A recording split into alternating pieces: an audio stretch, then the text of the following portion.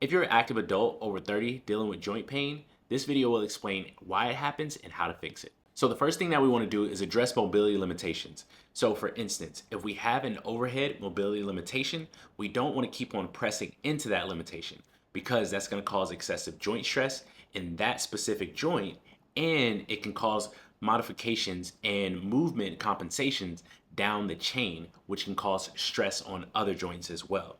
So it's not just the area that we're using, but it's also other areas that have to compensate for that. So what's the solution? We want to make sure we modify our exercises based on our limitations.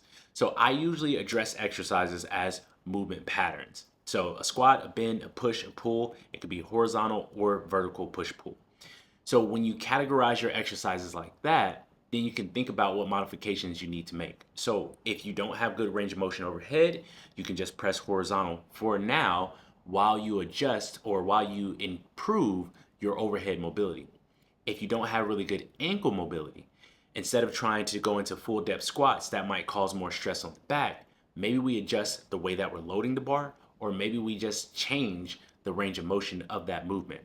So just those few modifications will allow us to work around our joint restrictions for mobility and while we're working on those limitations and reduce that overall stress that we have going on because we're not pushing through the mobility limitations. So the second thing that we're going to address is training volume, doing too much training volume for your recovery capacity. So when you're in your 30s, you have maybe you have more responsibilities in your career. It could be with your family, and it just could be other obligations that you have going on.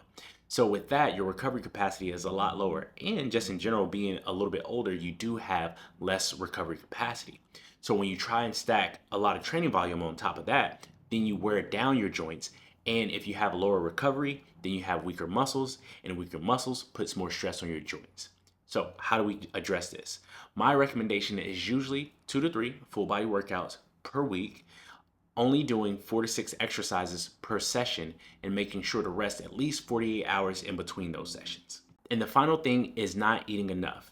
I get it. A lot of my clients, they deal with this same issue because they have their career obligations, they have family obligations, and a lot of times they just let eating slip through the cracks. But when you don't eat enough, you don't give your body the nutrients that it needs to build back up after you broke it back down from training.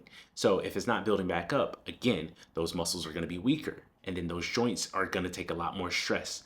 So when those joints take more stress and that compounds over time, then we end up with achy joints and potentially just a risk for injury. So the simple solution here is to see how many meals that you're eating in a day first and foremost. And the goal is to try and get up to 3 meals per day.